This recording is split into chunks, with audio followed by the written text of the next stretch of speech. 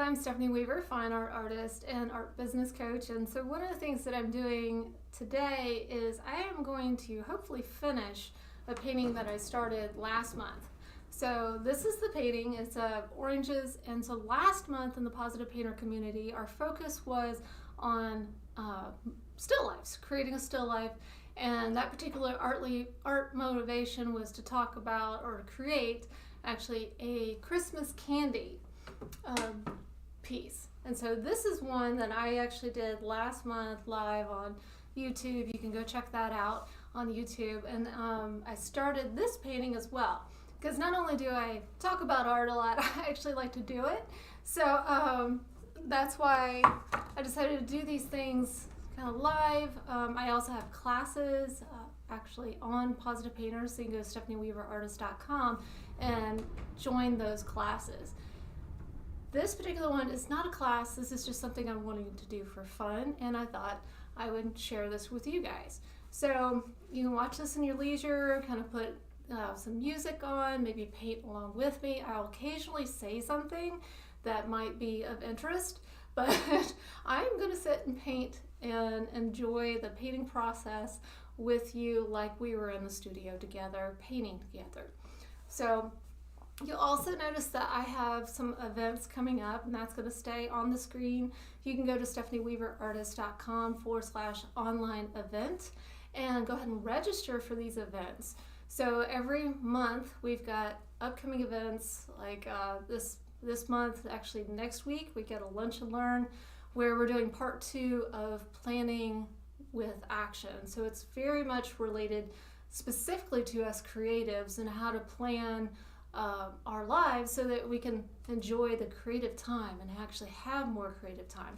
So there was a part 1 that was in December, and if you missed that, that is available to the Positive Painter Pro members. So you want to check out the membership program as well and see all the perks that you get as a Positive Painter. You know, you get some perks.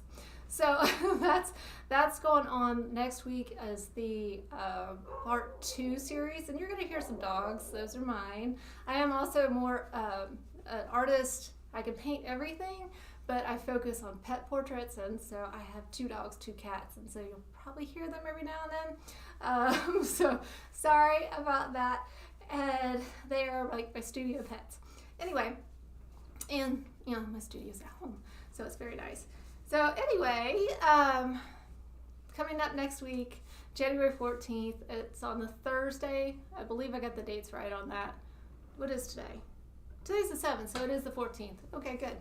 So next Thursday, we've got that Lunch and Learn Planning with Action where we got guest speaker Julie McCullough, who's the designer and artist of JMA Planner. It's an excellent planning system. She's got them both in paper version as well as digital. I have the digital planner, so I could take it everywhere with me. It's awesome.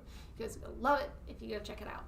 So her website is juliemstudios and .com, and you can hit /JMA Planner and check out her planners. They're just awesome, and she keeps on coming out with new designs because she is a designer herself. So it's awesome.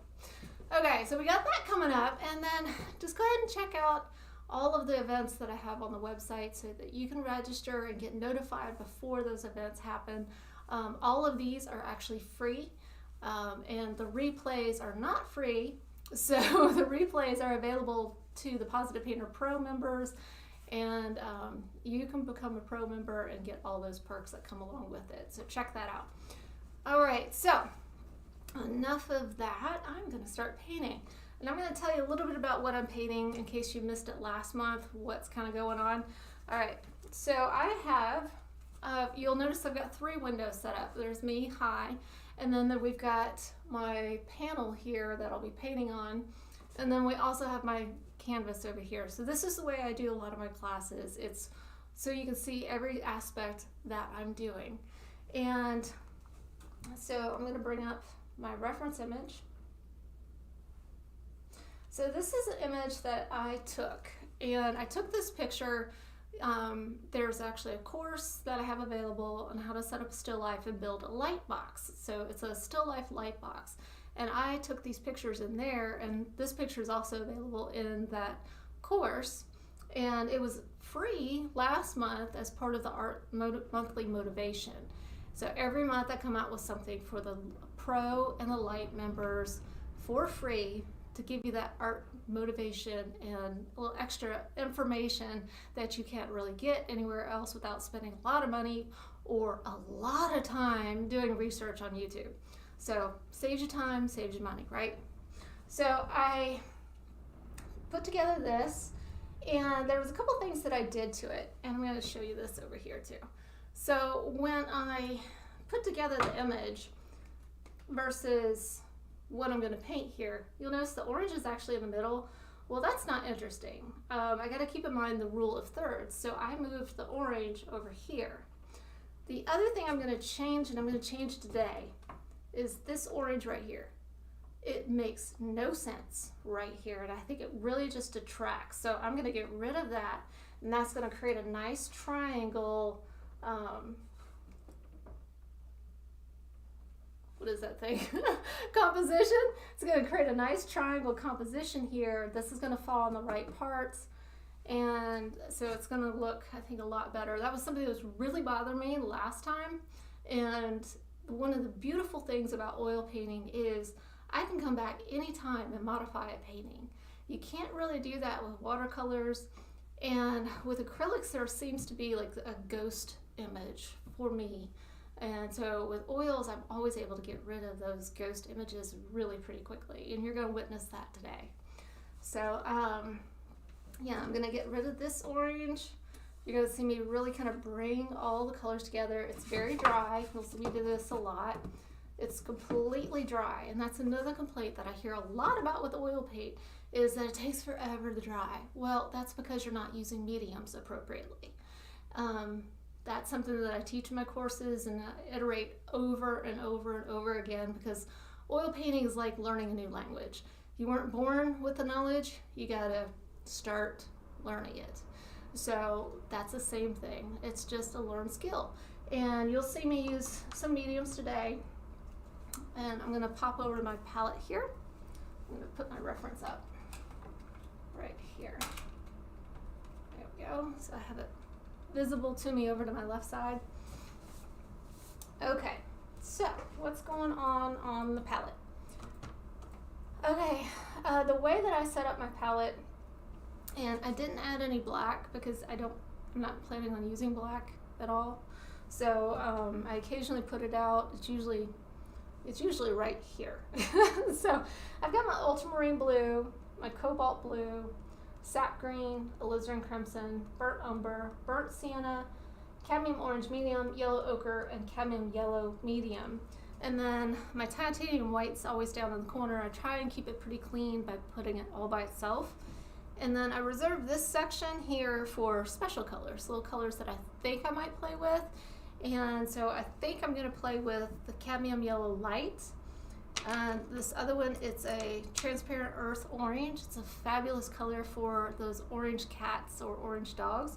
So I think I see some of that in here, and it's very transparent, so I can easily glaze those on.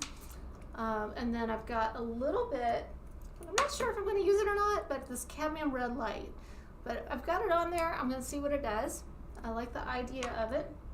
And then this is asphaltum. So asphaltum is another brown, but it's transparent. So again, I can do this glazing. I do a lot of glazing in my paintings because it adds a great deal of depth to it, and I like to be able to see the strokes that I've already created, and by glazing I can add additional layers while seeing the strokes that are underneath it. It just makes it more complex and more interesting. So that's what I have in mind. You'll notice I don't have any grays on my palette, and that's because I'm going to mix them. I prefer to mix my grays. There are shortcuts like Portland gray, there's the warm grays, and that series from Gamblin. No issues with those. I just prefer to make my own grays so that I can tint them one way or the other, whether I want them to go blue cool or whether I want them to go warm orange. So that's just a personal preference. And why I always use this particular color palette up through here is because over the last 20 years, I've really learned how to manipulate all those colors to get the type of value and hue that I want. So, okay, that's it. I think I'm done talking. One of the other things, apparently I'm not done talking. One of the other things I'm going to do, once I actually start painting, I am going to be pretty quiet and in the mode. So you can turn on music on your side. Facebook and YouTube, they don't really like you playing music, like me playing music, because of copyright infringements. I respect that, so I can't play music. So you turn on some music. Like I said, I'll occasionally talk or something, and might say something meaningful. But you just gotta sit back, relax, enjoy your coffee, paint along with me, whatever you want to do. I am going to be listening to, there's Insight Timer. So Insight Timer is like a meditation app, and I created a playlist of meditations I want to listen to. Doesn't necessarily mean I'm gonna, do the meditation thing right now, but I wanted to listen to them, so I'm gonna see what they have and kind of multitask here. It's all learning and stuff. All right. Okay. Here we go. You will notice a transition in the way that I actually behave. Right now I'm like high key, very light and active and talkative, and that's going to change here in a minute. So I'm going to play with a couple mediums here. So this is my Neoma Gilp. Neoma Gilp is excellent for glazing. Love this stuff. And that's what's in my little container right here. And I've got my Gamsol, which is my brush cleaner, and also my paint thinner. And then I might put out a little Galkid. And Galkid is a fast drying medium that, and I use these little reusable plastic containers, and once this Galkid dries, it becomes like this little film like that. I could just take my palette knife and pop that sucker out right there. Try not to touch it because it's gross and sticky. And voila. Then I'm going to put a little Galkid in there. I could open it up. Sometimes I have to get my husband to open these things. So Gamblin, if you're listening, we need easier unscrew tops. Dag burn it. Oh, okay. Let me grab a different one. So it hurts your hands. I'm not a fan of that. Okay. So I'm just putting a little in there. A little goes a long way. And depending on the effect that I want, I'll choose between the Neoma Gilp and the Galkid. And how I know what effect I want is if I wanted to glaze, or if I wanted the paint to really kind of stick to the previous layer. And that's where the Galkid comes into play. It allows you to stick the paint to the previous layer, which, the Galkid is high viscosity. So what that means is it's sticky. It's like honey. Honey is high viscosity. Water is low viscosity. So there's your terminology of the day. Okay. I'm going to get to mixing. Okay, I'm going to mix my grays first. I'm going to take some of my Cool Blue, and its complementary color. It's going to make a very kind of ugly color, but it will become gray.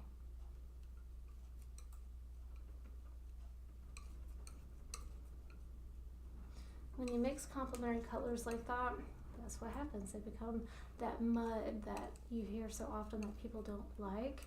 If you do it on purpose, it's a great thing. See that? Okay, and I'm going to purple that up a little bit. Technical term there. I'm going to add a little bit of red.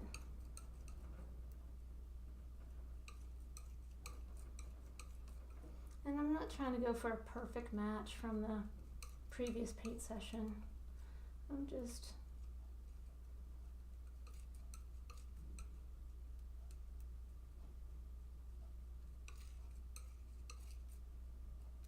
making a nice little pile that I can reach and grab. Let's see how I'm doing. That's pretty good. So also I look up a lot. I've got a monitor up here. It's actually a big screen TV, like a 32-inch. and the color is really, really good up there. So it allows me to see it from about 10 feet away. And that way I don't have to constantly go like this and back and forth. It's the lazy man's way.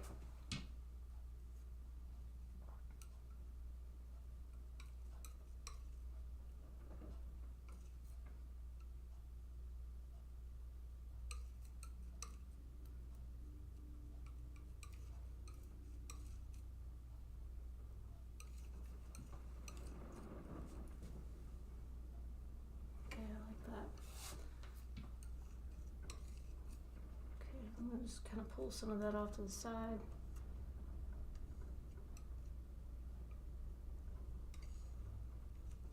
And I'm just creating another value of that same color. When we talk about value, if you think about in terms of black and white, how you can start from complete black and move all the way to the white, that's what we're talking about when we talk about value. So that's a nice kind of pretty purpley gray. And I purposely chose a purple gray because it accents really well against the orange. So I'm going to focus on my background first. And around here, right now I can still see some of the lines from my initial drawing. By the end of this session, I shouldn't be able to see that. All right. I'm going to start listening to my stuff. If you have questions, just kind of pop them into the chat, and I might not answer them right now, but I will answer them. Okay.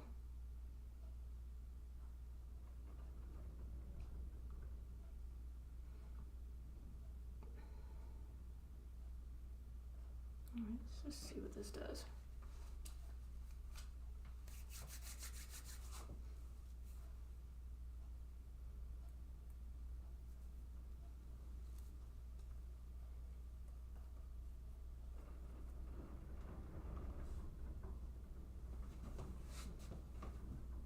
And I will just kind of reach and grab other colors as I see them and mix them into the base.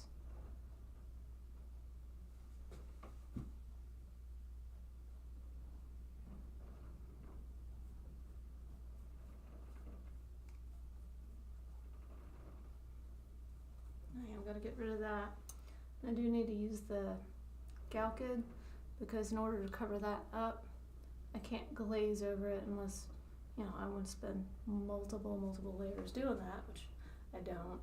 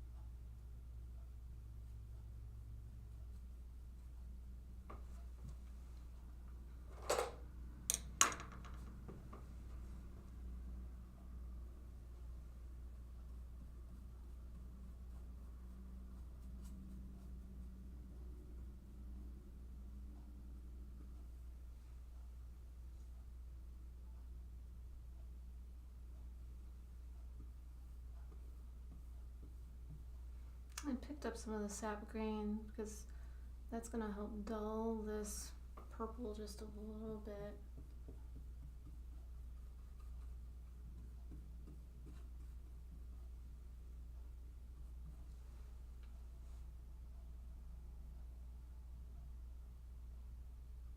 I'm going to grab a little bit of asphaltum.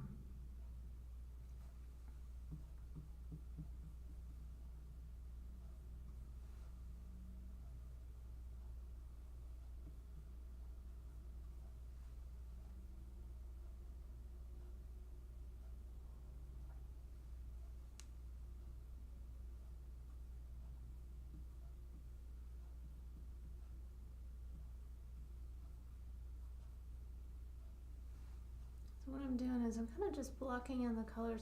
I'm not really referencing my reference image too much because I want the orange to really kind of just show up a little bit more and pop against the fabric back there.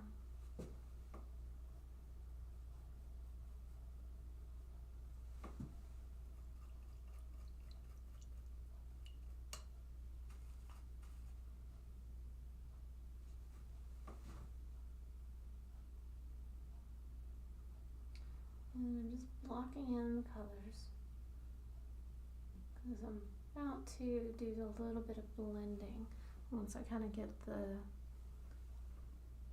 colors blocked in just a little bit.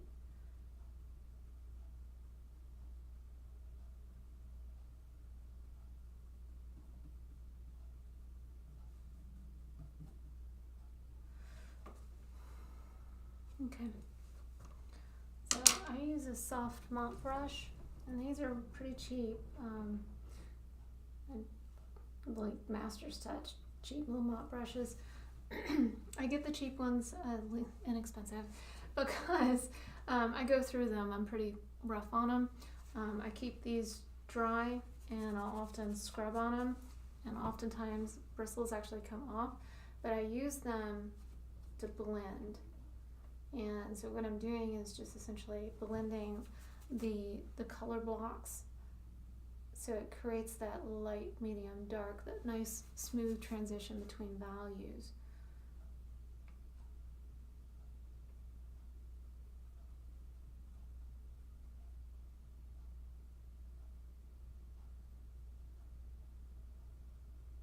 And there are going to be cases where there's going to be like a really stark fabric shift where there's going to be like a crinkle, and I need to put some of those in there.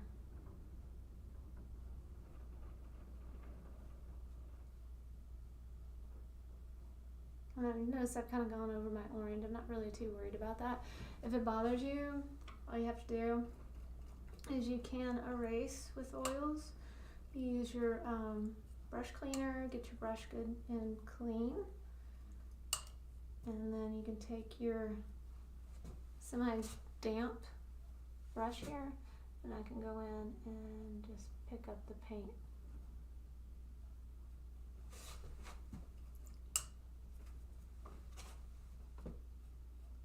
And wipe it off. Okay, I'm gonna mess with that orange later. I'm not really too worried about it right now. Okay, I want some starker whites in there. Okay.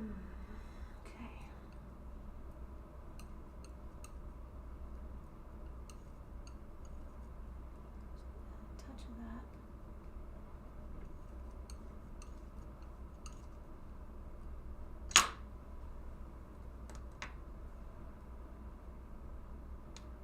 Get some sticky.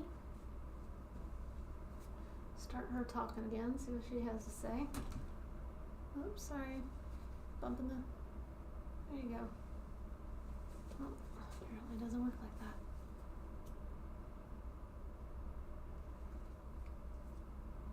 I guess the little meditation people don't like it when you stop them. Huh.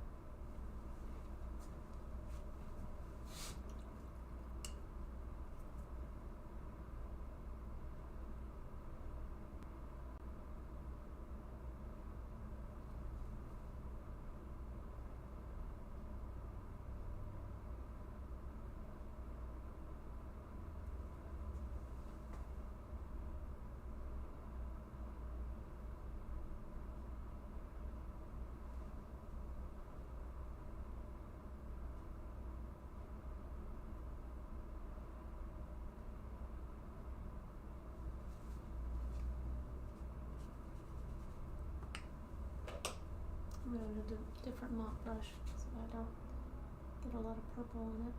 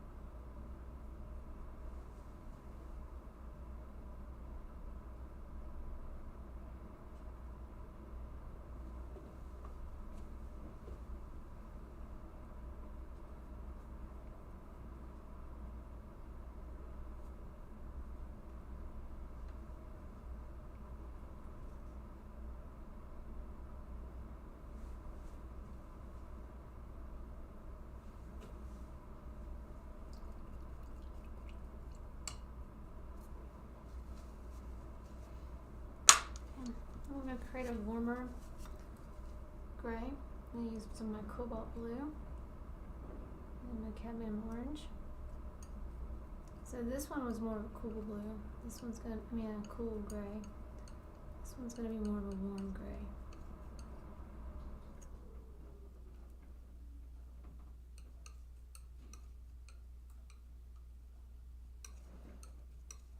It's more of a brown. Add a little more blue.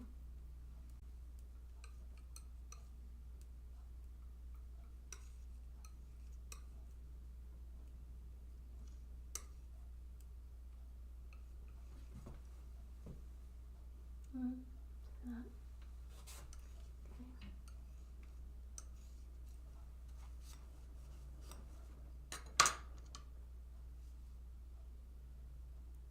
So I always paint in layers.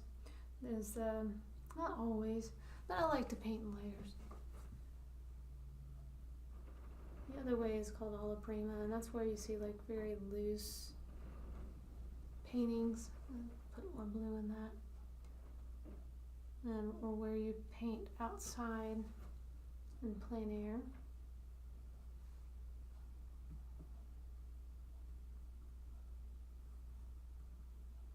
Just adding a little bit of color variation.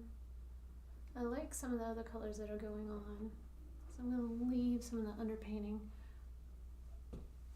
showing.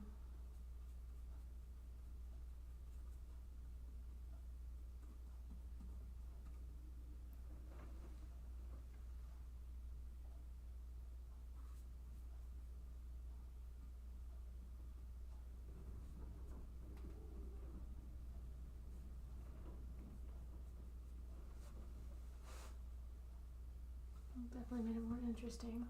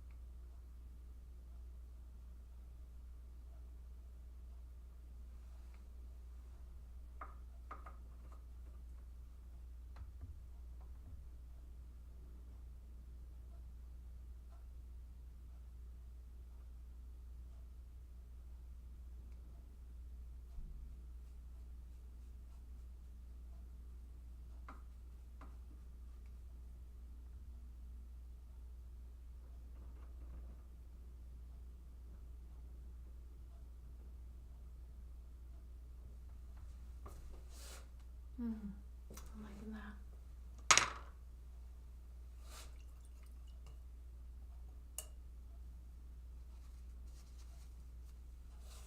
I'm going to grab some of this asphaltum A little bit of my cadmium orange here.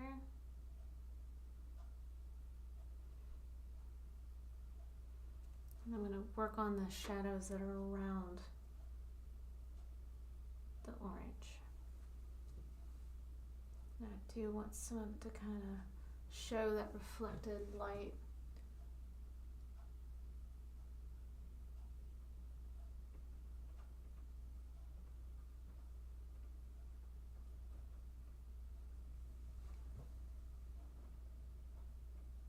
If I want it less translucent, I'm going to go for the burnt umber.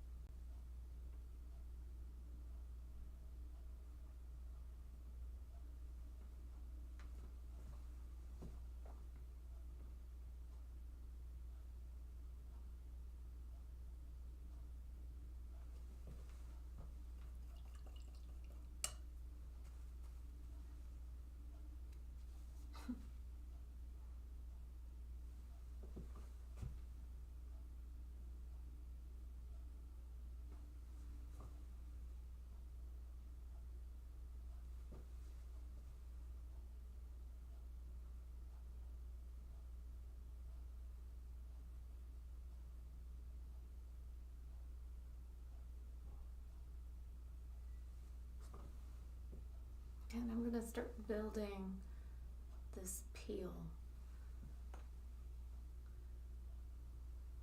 Okay. I'm just going to make it up because the picture doesn't really have anything there. So,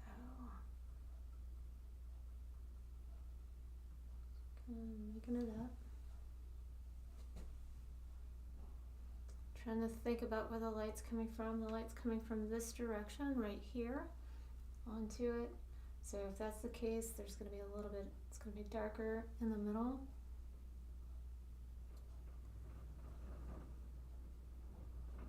And there. Okay, and then it's going to have some light in it.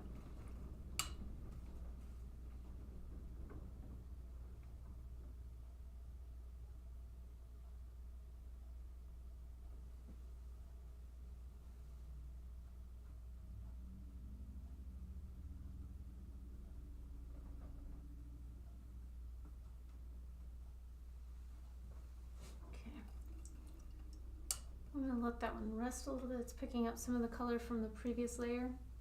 So I'm going to let that one rest, and I'm going to work on this orange.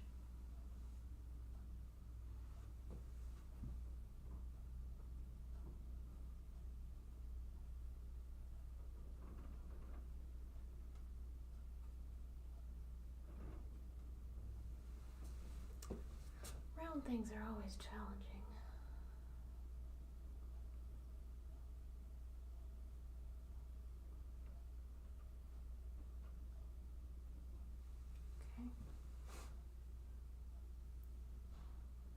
Grab a little bit of this, see what it does.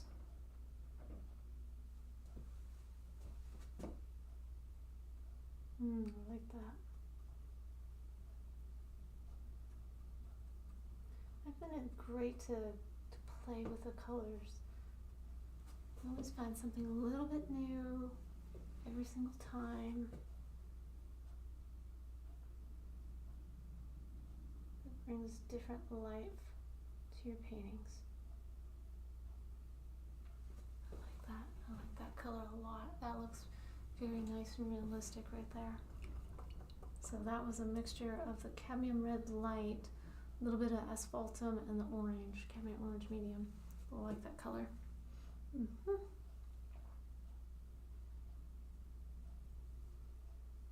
Okay, and I'm kind of going for the medium value right here.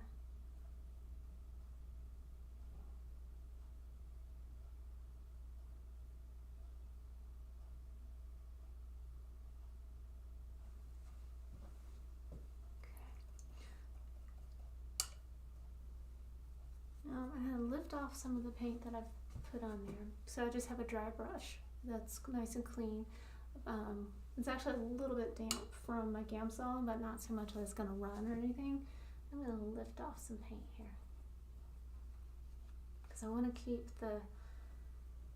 the layers nice and thin so the light will go through the layers and bounce back, causing that orange to really glow.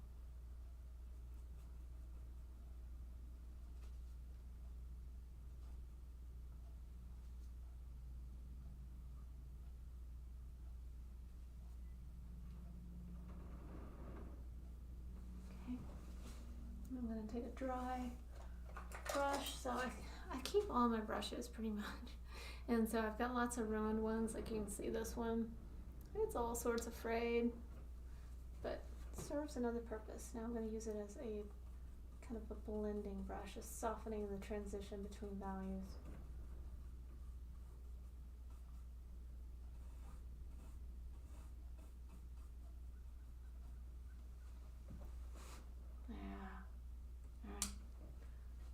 Let's pop up those colors.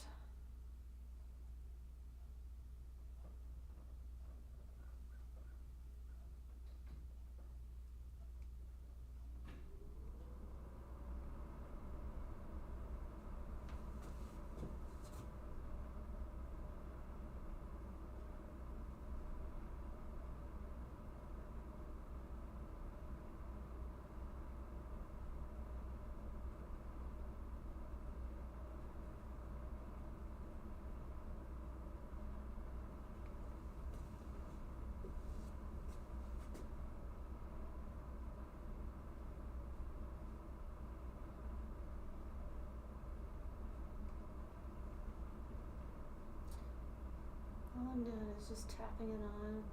It's almost like scumbling to get those pops of color. I don't want that color.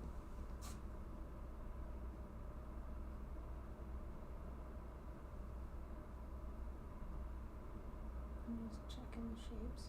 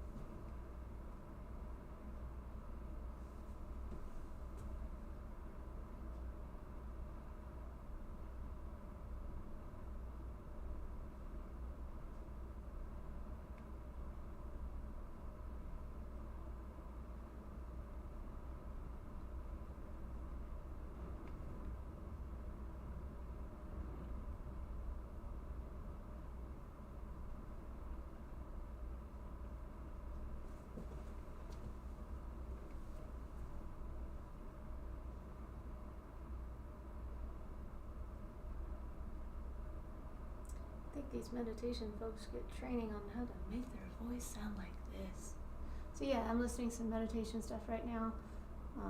If you're listening to something, I want to know what you listen to when you paint. I'm always open to like new podcasts, and I can't really listen to audiobooks. I tried that, and I find myself often thinking about the painting more than I do whatever's going on in the book, and then like something will happen and you're like, oh wait, what, and then you have no idea where to go back. Same thing kind of happens with some Netflix shows. Like I usually have Netflix on, and there's some shows that I just go, okay, now I just gotta watch this, but then there are others, there's just like, you can just kind of have hanging out. I was watching, that's how I discovered some really good shows, actually. I found Schitt's Creek before a lot of people even started talking about it. And that was one where I had to put down my paintbrush and actually watch a show, and then I dragged my husband into it because I was like, this is just so funny and smart-witted. We gotta watch this. And then before I knew it, everybody that I knew was actually watching it.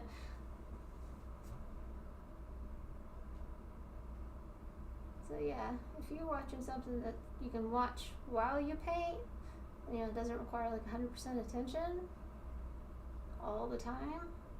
Like I'm watching Peaky Blinders right now. That requires your attention like all the time, because you're like, what in the world is he doing now?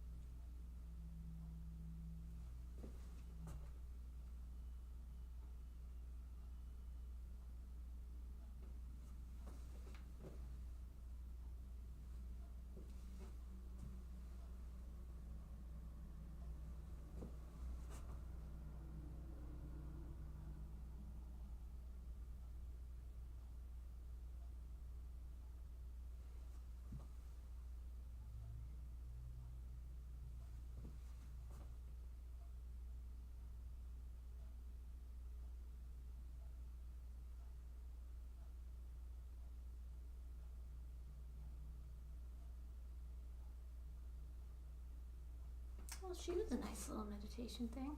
Who was she? Koya Webb? That was nice. She got a nice voice.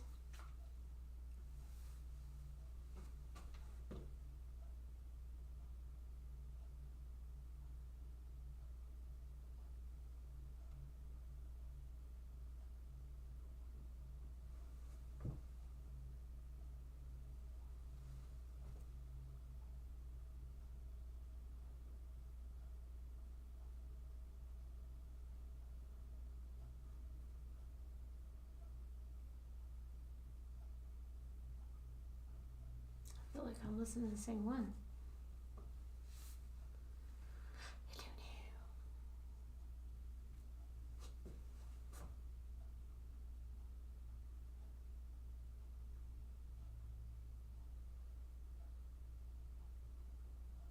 So if you guys haven't figured it out, I'm kind of like a realistic painter. I try and keep things fairly loose. Like back when I first started painting, I was so like not loose. I blended everything. Like, I mean, you could really, I had prints made, for example. I had prints made and you couldn't even figure out which one was the original image versus the ones that was prints because everything was so smooth. Well, I've kind of lightened up since then, and I like texture, and it's going to be at the end of this process that I'm going to start adding another medium, the solvent-free gel, and really pop on some just nice, rich, thick paint colors to get it to the level that I want it. I'm not there yet. Let's see, I think I'm going to soften an edge here that I see. Right here, I don't want that hard edge. And that one I kind of like.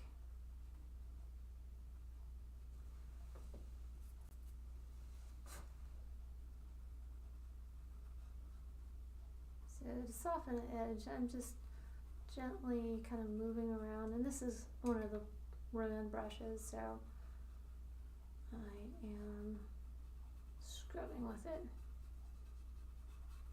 and create soft edges. Okay, that's better. I might bring that color down in.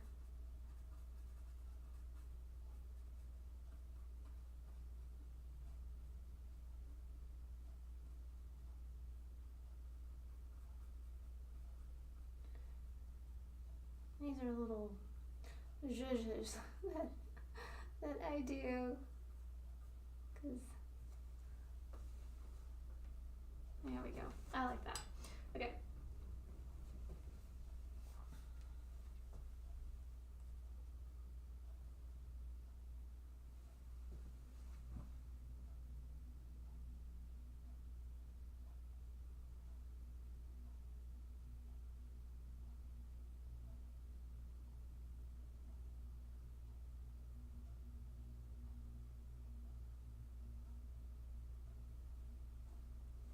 There we go.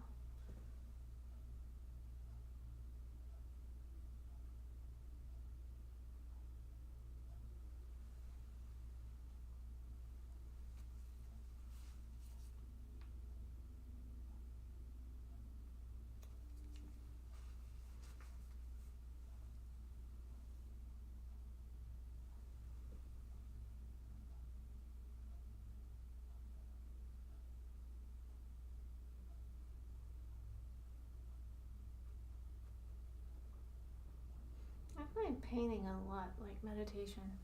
She was just talking about notice how your mind softens and relaxes. That happens with painting.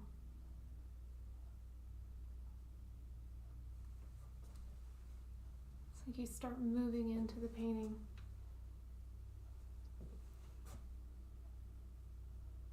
Start imagining what the smell of the oranges, texture and the taste of it.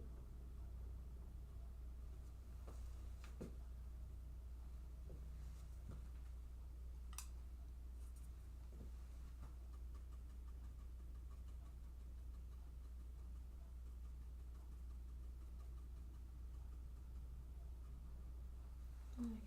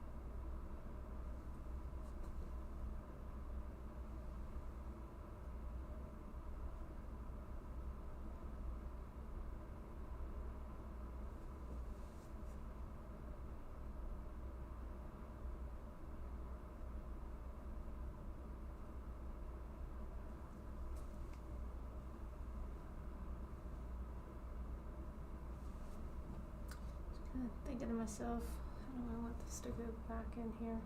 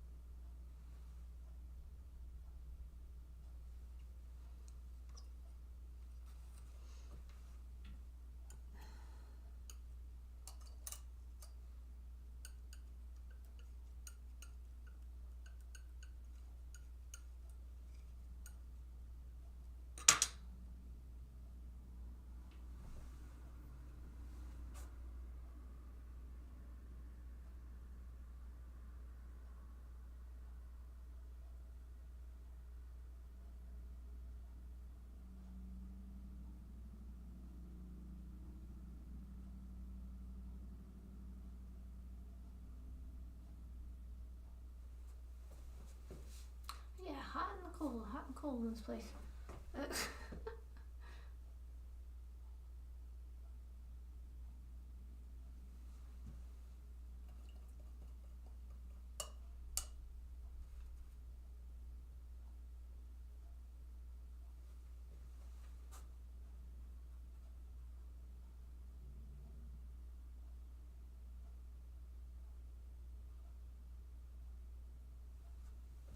Here we go. Sometimes it takes a minute to figure out where you want it to go.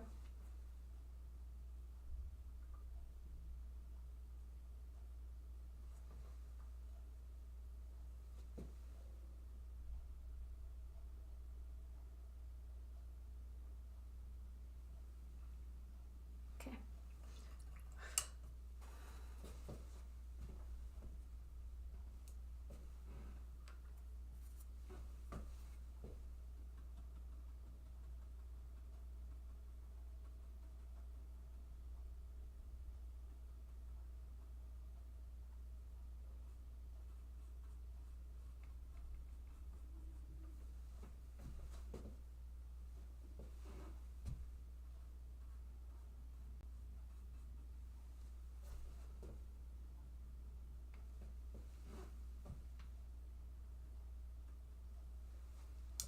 Got like 3 paintbrushes in my hands here.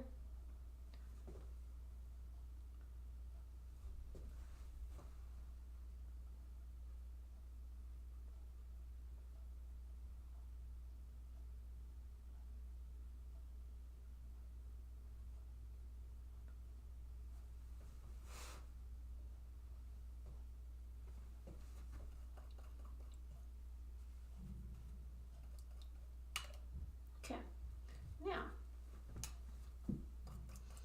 I'm going to really add some highlights here. And I'm going to grab the Neoma Gilt, not the Neoma Gilt, solvent-free gel.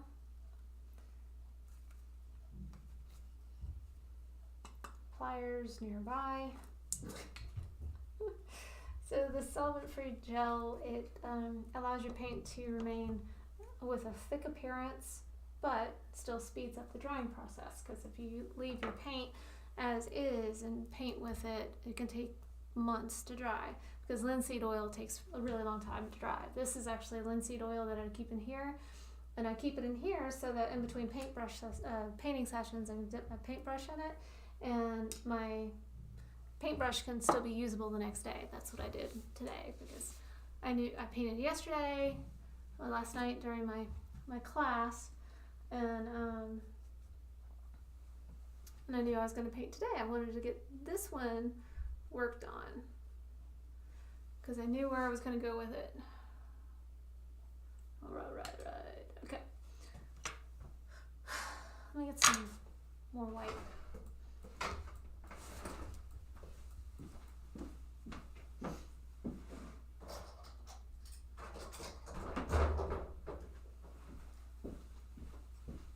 All right. So, hold on, I want to actually listen to this podcast. So, I'm going to be using some Radiant White, and I love this white. I don't use it all that often, because I don't know. Most of the time I'm using titanium white because titanium white's like a good just all around mixing white. Radiant white, it's also really good, but I just feel like it's got the extra kick of a punch to it in terms of whiteness. And so like, I mean, really you can't tell the difference, but I think it's the Radiant White's probably creamier. I like that a lot. So I am now going to add some of that solvent-free gel to my white here. And I did pick up a little bit of yellow. That was an accident, but I'm gonna go with it. I think that yellow is gonna really pop nicely against some of the white, some of the purple. So I'm gonna go with it. Happy accidents, as it said.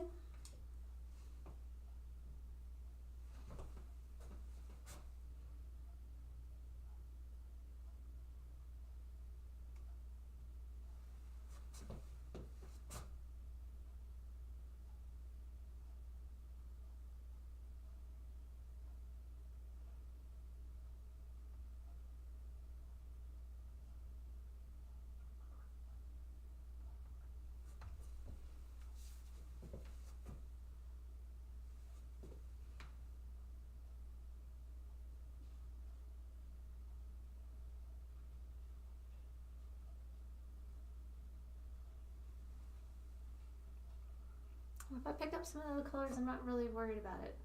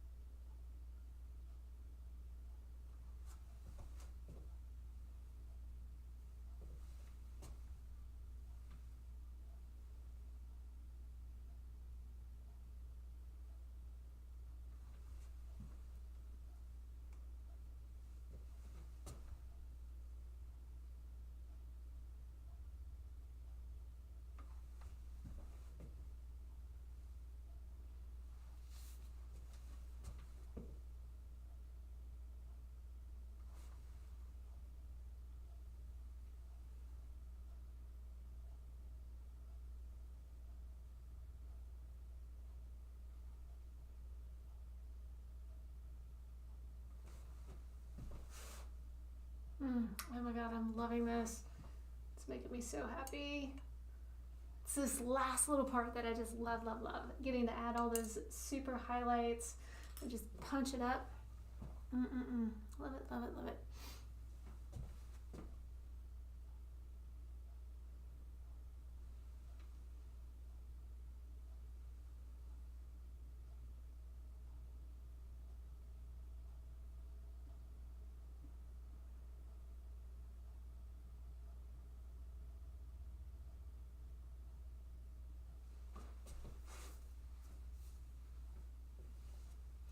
I'm going to go a little bit lighter right here, but I'm going to go with this purple. Make sure I grab some of my solvent-free gel.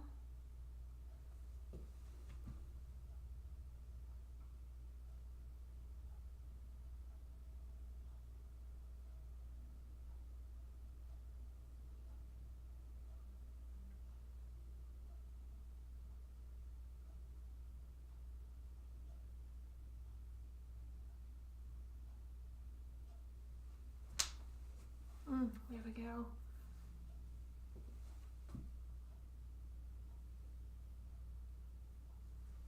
So what I'm doing is that with the highlights is I'm really trying to bring your eye in.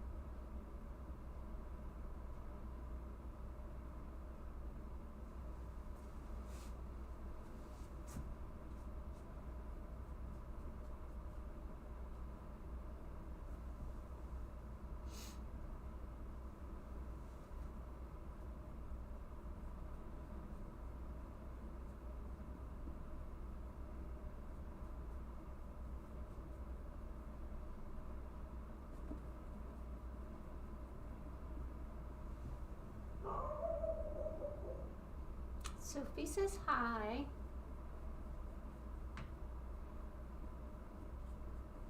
She always tells us when anybody's near the house.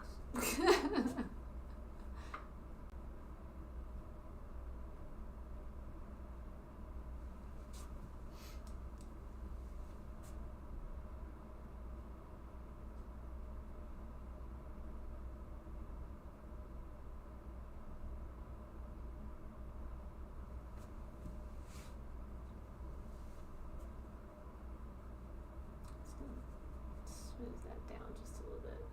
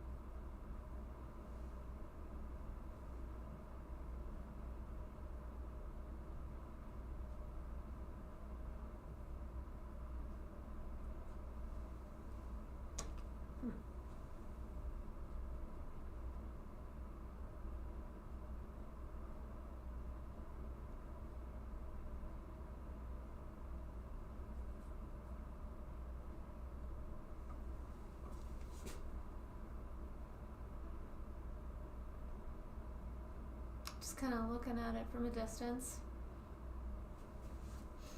seeing what I think. Like a little bit thicker paint here.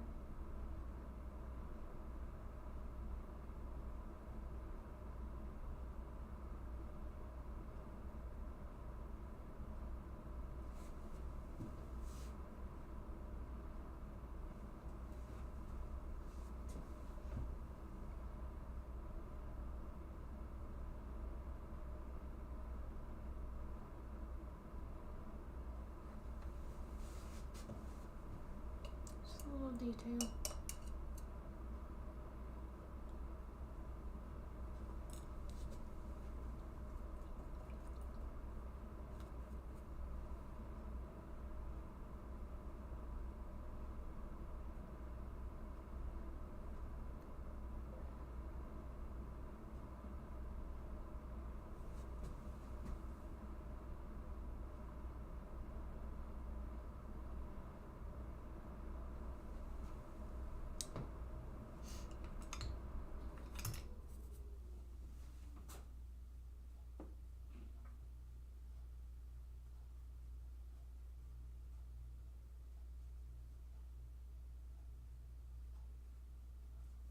There we go.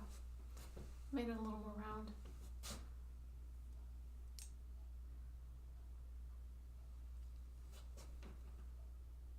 I'm probably being a little bit picky, but you know, that's me.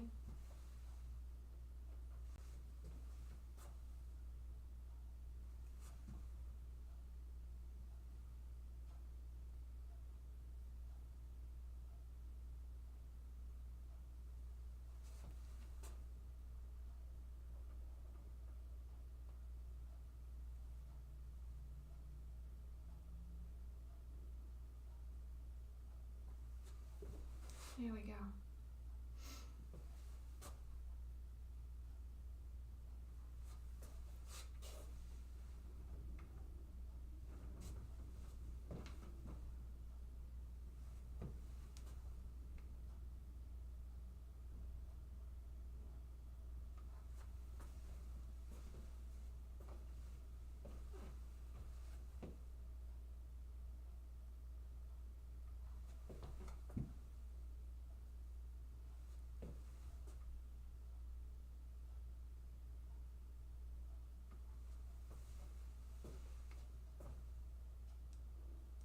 Okay. I think I'm done.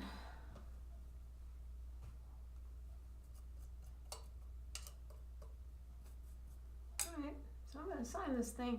So, to sign your work, you know, there's a lot of arguments about, you know, you put your initials, oh, you sign it front and back. Yeah, there's no right and wrong, okay? Just sign the stupid thing. The important thing is to sign it, and just, I use a nice little liner type brush and put it in my Gamsol to thin it, and that way the signature goes a little bit longer. And it's not like you can read my signature anyway. That's where the certificate of authenticity comes into play. That goes along with the painting.